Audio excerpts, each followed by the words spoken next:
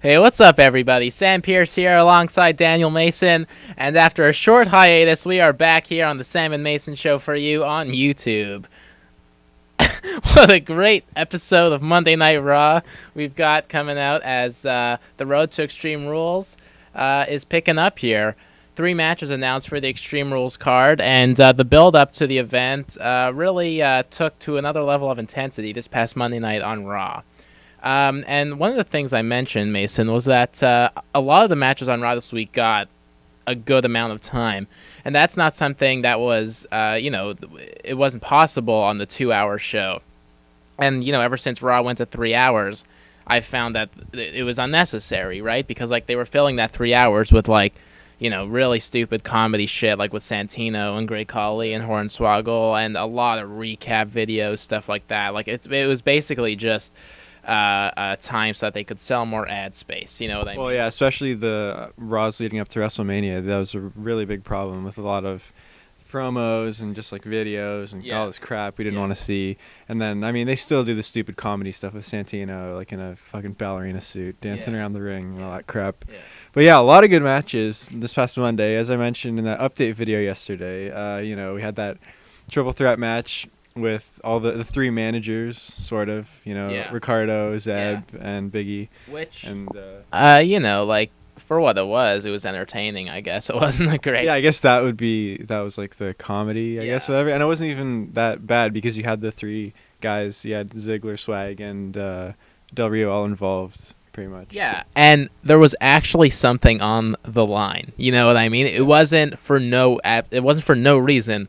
I don't know how many times I have to watch the Great Khali team up with Hornswoggle and Natalia to take on Primo, Epico, and Rosa for no fucking reason. Yeah. I love Primo and Epico and Rosa. Rosa's hot, you know what I mean? But I can't watch that match anymore. I can't watch those comedy matches where there's just no purpose to it because it's the same joke over and over again.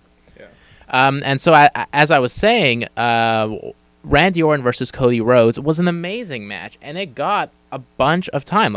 There were a couple commercial breaks, and you usually don't see more than 1 or 2 commercial breaks within the one single match on Raw because they just don't give the matches that much time. But it was really great to see 2 former members of Legacy going head-to-head on Raw once again. I was hoping they had mentioned the Legacy thing, but they didn't, unfortunately. No. But yeah, a great match. And then obviously the match we're doing right here was also a good one.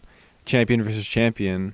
Ziggler, the World Heavyweight Champion, versus Kofi, the U.S. Champ. Yeah. Great match as well. And then you also had the main event of the evening was The Shield versus Hell No and Cena, which is kind of annoying. Cena's hurt, but of course they still have to have him wrestle. Yeah. It's oh my god, okay. You know what? Actually, I found last week's Raw and SmackDown compared to this week's Raw and SmackDown are almost taking identical show scripts. Last Monday was Undertaker and Team Hell No versus The Shield. This week was Cena and Team Hell No versus The Shield. Just swap in main event guy, and you have the same match. And then on SmackDown, it was Undertaker versus Dean Ambrose. And this week on SmackDown, it's Kane versus Dean Ambrose. It's just The Shield. It's all about The Shield. They're mixing them in. I like The Shield, though, so it's not a bad thing. No, me too. And I actually thought the Shield seemed kind of disconnected around WrestleMania season when they were feuding with Orton, Big Show, and Sheamus, because that was really for no reason. It was just because you had to have the Shield, and they took 3 guys who weren't already in a feud. You know what I mean? But it's great to see the focus be on the Shield again.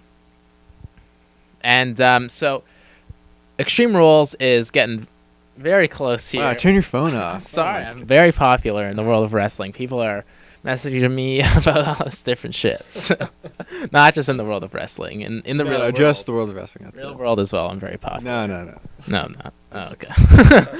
Anyway, so we've got, as per the result of that triple threat managers opening match, Del Rio got to choose a stipulation for the triple threat match at Extreme Rules. Oh, yes. And what was his selection? It was the ladder match. Yes. And why is this a terrible decision? You know what? Why? Let's see here. Because who won the Money in the Bank ladder match? Oh, Dolph Ziggler. Oh, and that's right. Jack Swagger also did it. So they're both really good at ladder matches. Yeah. Obviously, Del Rio didn't actually pick it. It's the writers that picked it. But Del Rio won Money in the Bank, too, though. Did he? Yeah, he won the Raw Money in the Bank briefcase in 2011. Really? Yeah. Oh, I guess that's right. Well, I don't like him. You would think. Here's the thing about the this goes back to me not. No, wait, didn't Ziggler win that one?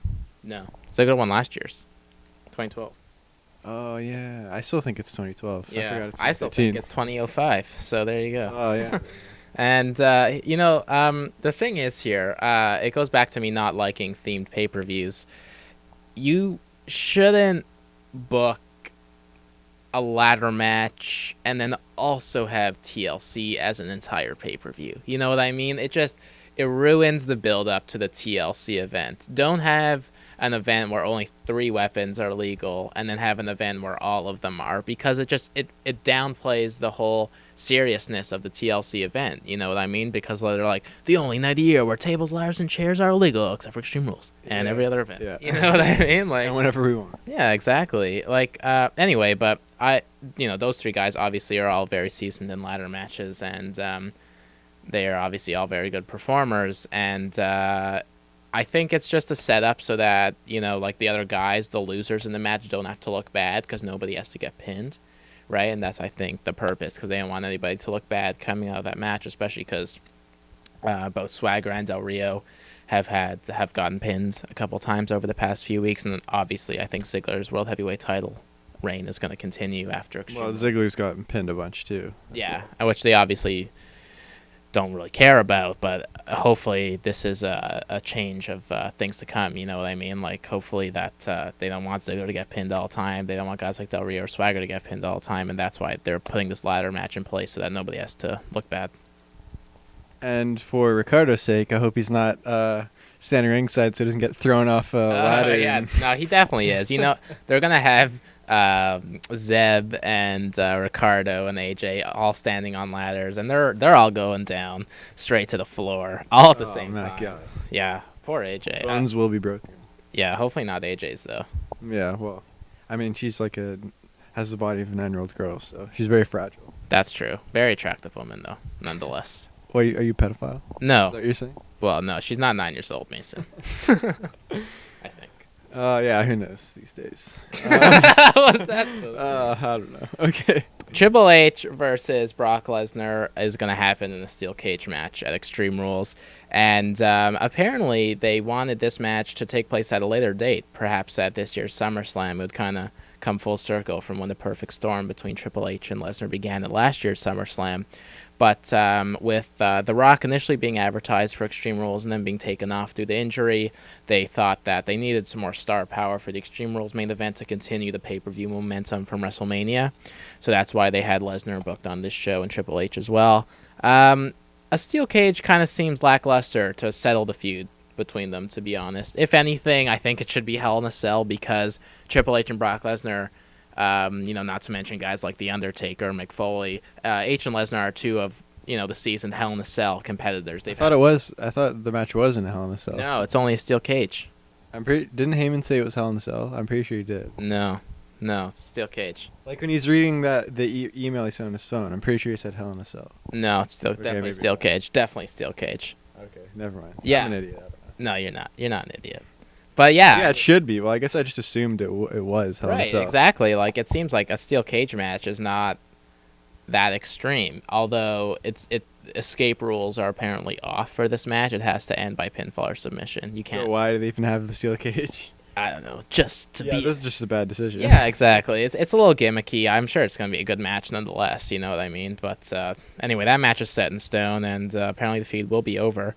And I can't say that I'm too disappointed that feud's going to be over. I didn't find it that interesting to begin with. I thought Lesnar deserved a bigger and better opponent than the same old Triple H at WrestleMania. It was just thrown together.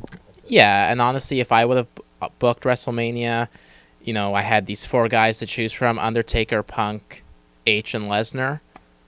I would have put Undertaker against Lesnar and Triple H against Punk in some street fight. I mean, I know they're both really good street fights. They've both had some great, Triple H's signature match at one point was a street fight, right? Mm-hmm. As well as Hell in a Cell. But anyway, that's just my opinion. We've also got Cena and Ryback, which is kind of taking an interesting turn here as we get closer to Extreme Rules.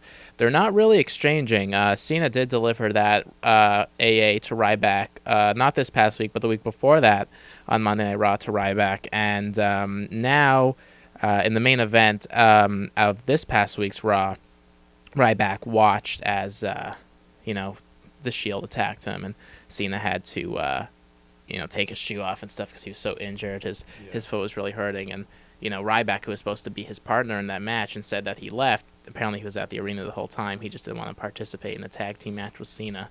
So I'm glad they're doing the obvious things to make Ryback a heel. You know what I mean? I'm glad they're not, because the fans really didn't know what to do at first, right? Mm-hmm. And I think now it's becoming more and more obvious to them that Ryback is a heel. And with John Cena's injury, it's actually interesting. There was a poll on WWE.com yesterday saying if Cena couldn't compete at Extreme Rules, would you, the fans, want the WWE title to be awarded to Ryback? Just by default, because Cena can't defend it, and 75% of it was no. Cena should hold on to the belt.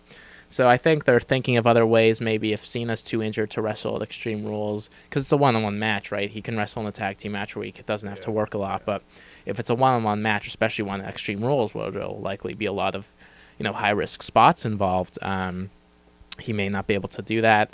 And I assume Ryback would compete in some other type of match, but based on the fans voting, it won't be for the WWE title, and he won't be the champion until he actually beats Cena for the belt. What was the stipulation for that match? There hasn't been an announced stipulation yet. Like I said, WWE's getting looser and looser on their themed pay-per-views. Remember, Extreme Rules used to be every match was a stipulation. Last year, not every match was. And I think it's going closer to just being another regular pay-per-view event, just with the Extreme Rules name. But hopefully they do announce a stipulation, because I think post-WrestleMania, you should have a stipulation just so it keeps things fresh and interesting, Okay, so that is this week's episode. Those are our thoughts on this past week's Raw and Extreme Rules. I didn't breathe for like 10 minutes there. Sam didn't breathe at all. I was talking for so long. And thanks for watching, and we will see you guys next week. See ya.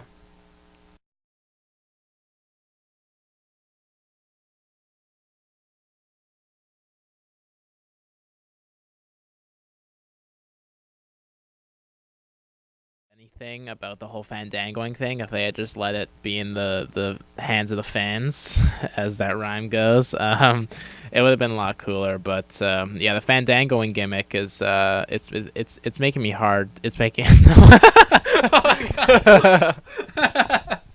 That is not what I meant to say. Go and cut. I'm sorry. I'm sorry. Oh my God.